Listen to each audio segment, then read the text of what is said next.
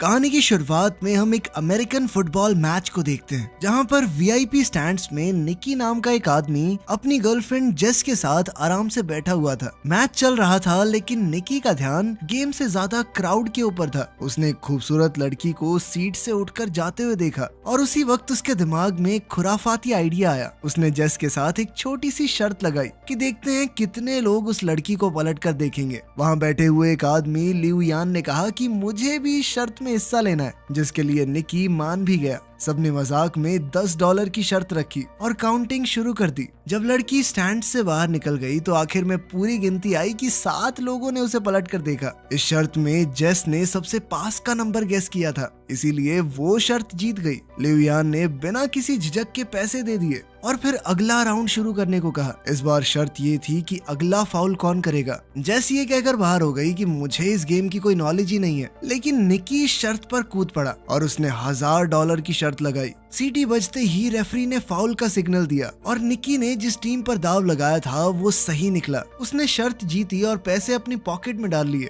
लिऊ यान शर्त हारने के बाद भी और ज्यादा एक्साइटेड हो गया। उसने कहा कि अब की बार $5000 की शर्त लगाते हैं। इस बार का सवाल ये था कि अब की बार वो बॉल को पास करेंगे या उसे लेकर दौड़ेंगे। निकी 5000 का दाव खेलने में थोड़ा हिचकिचा रहा था, लेकिन आखिरकार वो मान ही गया। लिऊ यान ने गेस किया कि वो भागेंगे और निकी ने कहा कि पास करेंगे, और सीटी बजते ही प्लेयर ने सच में बॉल लेकर दौड़ लगा दी, जिस वजह से निकी अब $5000 हार गया। अब निकी ने डिसाइड किया कि कोई बात नहीं, 5000 हार गए, अब बंद करते हैं, और उसने जेस से कॉफी पीने चलने को कहा। लेकिन लिऊ यान ने जिद पकड़ ली। उसने कहा कि तुम वीआईपी लाउंज में बैठे हो, पैसा तो है तुम्हारे पास, $5000 से क्या होता है, एक और बाजी खेलो, इस बार $10,000 की। और आखिरकार निकी मान ही गया। और अब सवाल था कि ये प्लेयर अगला पास सही तरीके से कामयाब कर पाएगा या नहीं। निकी ने प्रेडिक्ट किया कि हाँ, पास दे देगा ये, लेकिन दूसरी टीम ने पास को बीच में ही रोक लिया। अब निकी $15,000 हार चुका था। पैसे निकालते हुए निकी थोड़ा परेशान हुआ। उसने थोड़ा सोचा और कहा कि चल इस बार 50,000 की लगाते हैं। ये सुनकर जेस चौंक गई, लेकिन निकी गुस्से में दिख रहा था। इस वक्त किस्मत उसका साथ नहीं दे रही थी। वो अगली शर्त फिर से हार गया,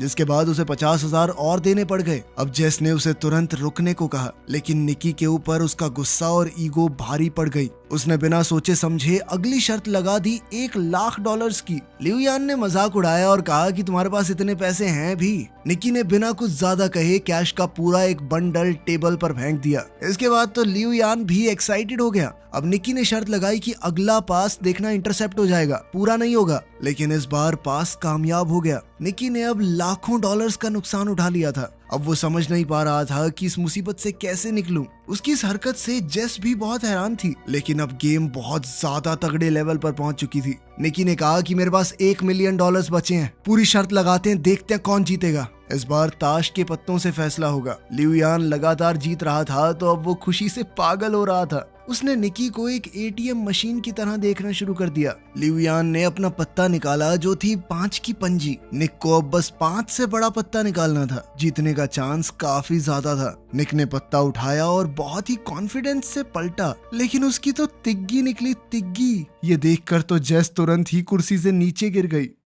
निकी ने जब गेम स्टार्ट की थी तो सिर्फ $4000 लगाने का मूड था, लेकिन अब तक वो $1 मिलियन से ज्यादा हार चुका था, यानी लगभग 9 करोड़ रुपए के करीब। इस शर्मनाक हार के बाद उसके पास कहने को कुछ नहीं बचा था, तो उसने चुपचाप जेस का हाथ पकड़ा और उसे बाहर ले जाने लगा। उसका मन बहुत दुखी था, लेकिन लिऊ यान अभी भी उसे और चिढ़ाने लगा। उसने कहा कि यही होता है बेटे, उस्ताद के साथ खेलने का नतीजा। निकी ने रुककर एक और शर्त लगाई, $2 मिलियन की। अब आइडिया थोड़ा नया था। निकी ने चैलेंज दिया कि लिऊ यान किसी भी रैंडम प्लेयर को दूरबीन से चुन सकता है, और अगर निकी ने उसका जर्सी नंबर सही से गेस कर लिया तो जीत उसकी। लिऊ यान इस बात से थोड़ा कंफ्यूज हो गया। उसने कहा कि ये तो भाई दिमाग पढ़ने वाली बात हो गई। उसे लग रहा था मानो निकी अपने पैर पर खुद कुल्हाड़ी मार रहा है। उसे थोड़ा शक भी था कि कहीं निकी कुछ चीटिंग तो नहीं कर रहा। उसके शक को दूर करने के लिए निकी ने कहा कि चल मैं गेस भी नहीं करता, इस बार जेस करेगी गेस। जेस ने गुस्से से निकी को देखा। उसे समझ नहीं आ रहा था कि आखिर ये चल क्या रहा है। क्या चांस है कि इतने लोगों में मैं जिसका जर्सी नंबर बोलूंगी वही होगा।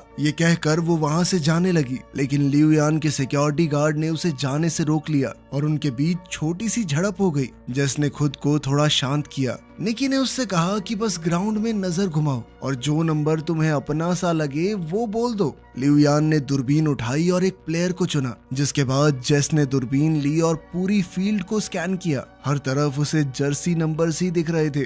कैसे गेस करे? तभी उसकी नजर एक जाने पहचाने चेहरे पर पड़ी और उसे निकी की बात याद आई कि जो नंबर तुम्हें अपना सा लगे उसे चुन लेना। वहाँ उनका दोस्त फरहाद 55 नंबर की जर्सी पहने हुए था। जेस को समझ आ गया कि ये सब निकी के प्लान का एक हिस्सा था। उसने कहा नंबर 55 और वो एकदम सही जवाब था। उसके जवाब से लिऊ यान दंग रह गया। जेस भी कुछ पलों के लिए सोच में पड़ गई कि निकी को पहले से ये कैसे मालूम था कि लिऊ यान उसी नंबर को सिलेक्ट करेगा, लेकिन इस वक्त ये सब जरूरी नहीं था। वो शर्त को जीत चुके थे। दोनों ने $1 मिलियन का प्रॉफिट किया और सारा हारा हुआ पैसा भी वापस मिल गया।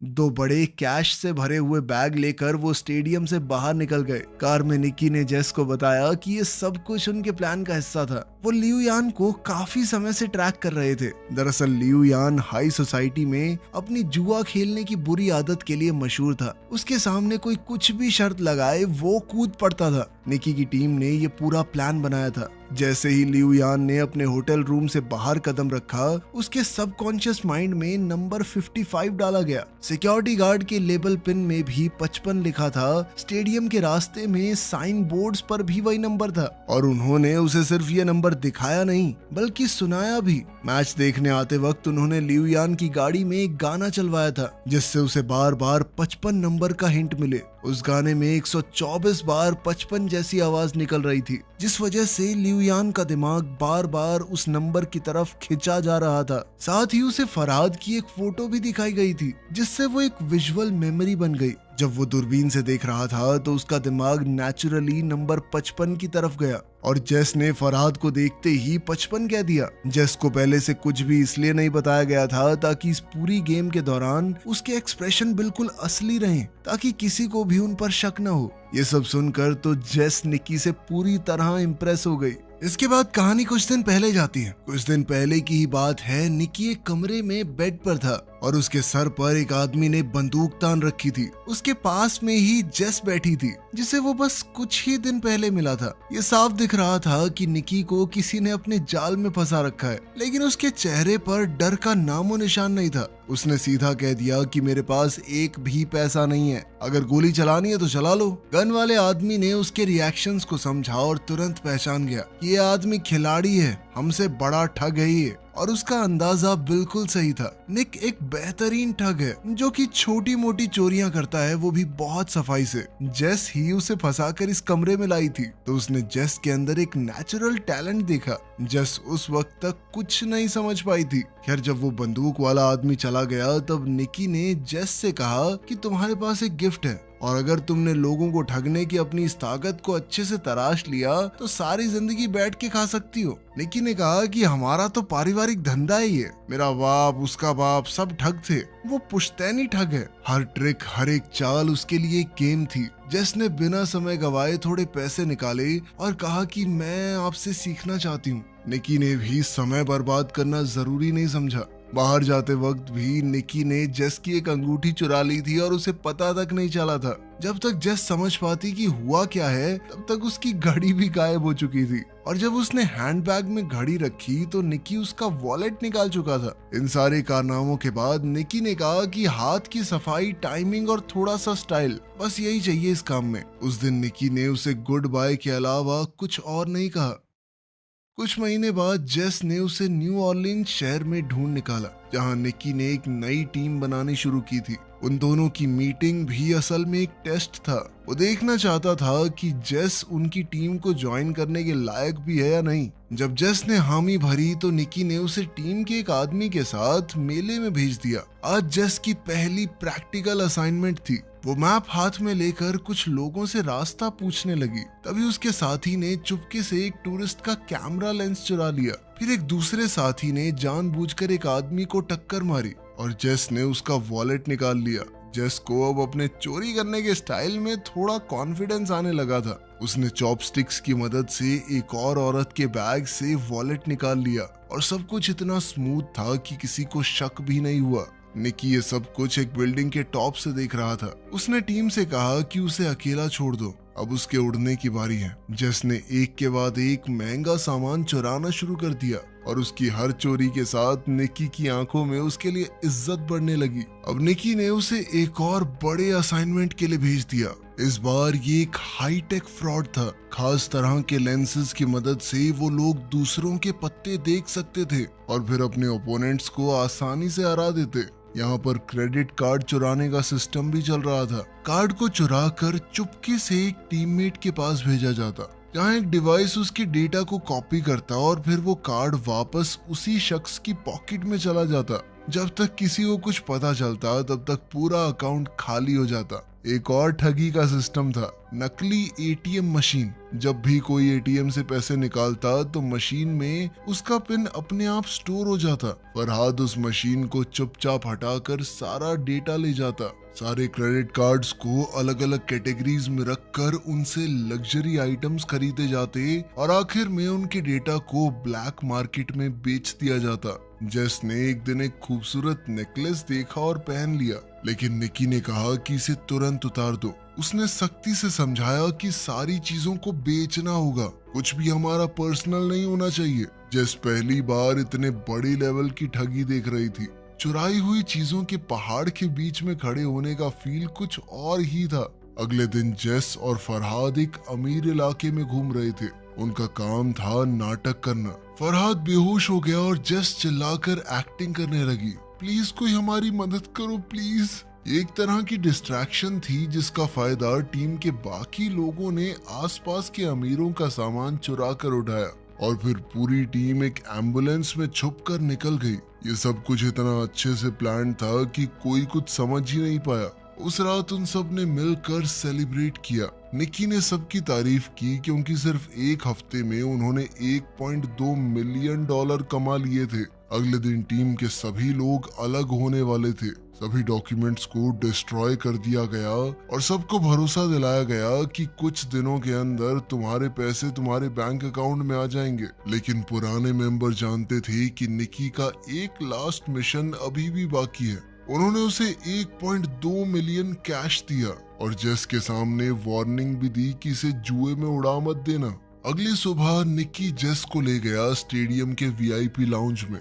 उसने जेस के सामने पूरा तमाशा किया और उसे दिखाया कि कैसे कुछ ही मिनटों में हम मिलियन डॉलर्स कमा सकते हैं। जेस उस वक्त तक निकी के थोड़े थोड़े प्यार में पड़ने लगी थी। उसे लगने लगा था कि वो निकी की गर्लफ्रेंड है, तभी तो वो उसे ये सब कुछ दिखा रहा है। लेकिन निकी ने शुरुआत से ही उसे बस ठगी के लिए ही अपने ग्रुप में शामिल किया था। जब सब कुछ खत्म हो गया तो निकी ने उसे $80,000 कैश दिया और आखिर में कहा गुड बाय। जेस ने उसकी तरफ देखा, उसकी आंखों में आंसू थे। उसका दिल टूट गया था। एक तरफ वो निकी से सच में प्यार कर बैठी थी, दूसरी तरफ उसे ये भी लग रहा था कि $80,000 बहुत कम है, क्योंकि निकी ने अभी अभी $1 मिलियन कमाए थे। लेकिन निकी की दुनिया में जज्बातों के लिए कोई जगह नहीं थी और जेस ने अब उसका असली रंग देख लिया था।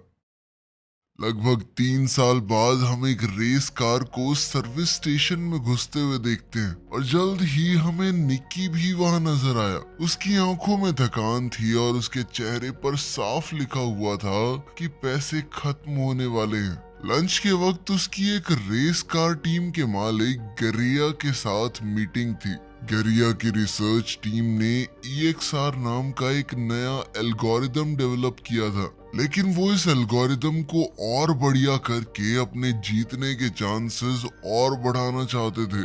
इसके लिए उन्होंने निकी को काम पर रखा। प्लान बिल्कुल सिंपल था। निकी उनका चीफ इंजीनियर होने का नाटक करेगा, फिर वो ऐसा दिखाएंगे कि उसके और गरिया के बीच में लड़ाई हो गई है ताकि दूसरी टीम्स उनके जाल में फंस सके। इसके बाद निकी फिर EXR का एक फेक वर्जन बेचेगा राइवल टीम को और असली सिस्टम गरिया की टीम इस्तेमाल करेगी, जिससे उनकी जीत पक्की हो जाएगी। डील के हिसाब से निकी को 1 मिलियन यूरोस मिलने वाले थे इस काम के लिए और फेक सिस्टम बेचने से जो कमाई होगी वो भी उसकी। निकी ने इस काम को मजाक समझा। इतना सिंपल स्कैम तो वो नींद में भी कर सकता था। लेकिन गरिया के बटलर को उस पर बिल्कुल भरोसा नहीं था। उसने सीधा निक्की को धमकाते हुए कहा कि अगर कुछ भी गड़बड़ की ना तो गोली सीधी छाती में मारूंगा तेरी। निक्की ने एक टक्सीडो पहना और शाम को एक पार्टी अटेंड करने के लिए निकल गया। उनका प्लान था भीड़ के बीच में अपना झगड़ा करना, पर उनका प्लान तो तभी बिखर गया जब जेस ने एंट्री मारी, एक लाल ड्रेस में सीढ़ियों से उतरते हुए, और वो सीधा जाकर गरिया के गले लग गई। ये देखकर निक्की का दिमाग घूम गया। उसने जेस को 3 साल से देखा ही नहीं था और अब वो किसी और के साथ थी, और वो भी उस आदमी के साथ जिसने निक्की को काम पर रखा है। जेस ने आराम से निक्की के पास आकर कहा कि अब मैं कोई ठग नहीं हूँ और जो कुछ भी 3 साल पहले हुआ था अब उन बातों का कोई मतलब नहीं। उसने ये भी कहा कि गरिया को निक्की और उसके बीच के पुराने रिश्तों के बारे में कुछ नहीं पता, और कहा कि अगर ये बात दबी रहे तो ही बेहतर होगा। ये सब सुनकर निक्की का खून खौल गया। उसने वोडका का ग्लास उठाया और एक ही बार में खाली कर दिया। पहले उसे लड़ने के लिए एक्टिंग करने की जरूरत थी, अब तो उसे वैसे ही खुंदक आ रही थी गरिया पे, और उसने सबके सामने जबरदस्त झगड़ा किया। ये ड्रामा राइवल रेसिंग टीम को बहुत पसंद आया। जल्द ही सिक्योरिटी ने उसे पार्टी से निकाल दिया, लेकिन अब राइवल टीम का बिजनेस कार्ड उसके हाथ में आ चुका था। अगली सुबह निक्की मैक्लारेन टीम के मालिक से मिला। उसने सीधी बात की कि 3 मिलियन यूरोस लगेंगे, EXR सिस्टम बेचना चाहता हूँ मैं। रेस कार के मालिक के पास पैसों की कमी नहीं थी, तो मोल भाव की जरूरत ही नहीं पड़ी। उन्होंने तुरंत ट्रैक को टेस्ट किया और रिजल्ट देखकर मालिक का चेहरा खिल गया। निक्की ने भरोसा दिलाया कि 48 घंटे में पूरा सॉफ्टवेयर मिल जाएगा। दूसरी तरफ जेस सड़क पर फरहाद से मिली। फरहाद को निक्की ने भेजा था। उसने जेस को बताया कि 3 साल पहले निक्की का चले जाना जरूरी था, उनके पास कोई चॉइस नहीं थी। उसने कहा कि निक्की अब भी जेस से प्यार करता है। फरहाद ने एक बक्सा जेस को दिया जिसके अंदर वही नेकलेस था जो जेस को पसंद आया था। इस बात की कोई गारंटी नहीं थी कि वो असली है या नकली, लेकिन उस बात से फर्क नहीं पड़ता था। उस नेकलेस को देखकर जेस का मन पिघल गया। जेस के मुंह से तो ये निकला कि वो निक्की पर भरोसा नहीं कर सकती, लेकिन उसकी आंखों में कुछ और ही लिखा था। वो अब भी उसके लिए कुछ तो महसूस करती थी। खैर जल्द ही डील का दिन आया और निक्की मैक्लारेन टीम के मालिक को सॉफ्टवेयर दे गया। बदले में एक हट्टे कट्टे इंसान ने उसके हाथ में 3 मिलियन यूरोस थमा दिए। लेकिन निक्की का नेचर ही कुछ ऐसा था कि वो बिना रिस्क के काम नहीं करता। उसने उस सॉफ्टवेयर की एक एक कॉपी चुपके से सभी रेसिंग टीम्स को बेच दी। हर एक हैंडशेक में नए यूरोस, जिससे हाथ मिलाया मिलियंस में पैसे ले लिए। जब तक रेस शुरू नहीं हुई किसी को पता ही नहीं चला कि सभी के पास एक ही सिस्टम है। उस रात निक्की ने भागने की जगह जेस को मैसेज की। अगर समय रहते वो आ गई तो वो दोनों साथ में भाग सकते हैं। निक्की ने इंतजार किया पर कोई नहीं आया। आखिरी समय पर जब वो हार मान के निकलने लगा तो जेस आ गई, लेकिन अभी भागने का टाइम नहीं था, क्योंकि उसी वक्त वही हट्टा कट्टा आदमी जिसने मैक्लारेन टीम की तरफ से उसे 3 मिलियन यूरोस दिए थे, वो निक्की के सामने आ गया। दरअसल वो गरिया का आदमी था। अब वो सब कुछ सच पता कर चुका था कि निक्की ने फेक नहीं बल्कि असली सॉफ्टवेयर बेचा है। उसे गरिया के 1 मिलियन यूरोस के अंदर कोई इंटरेस्ट ही नहीं था।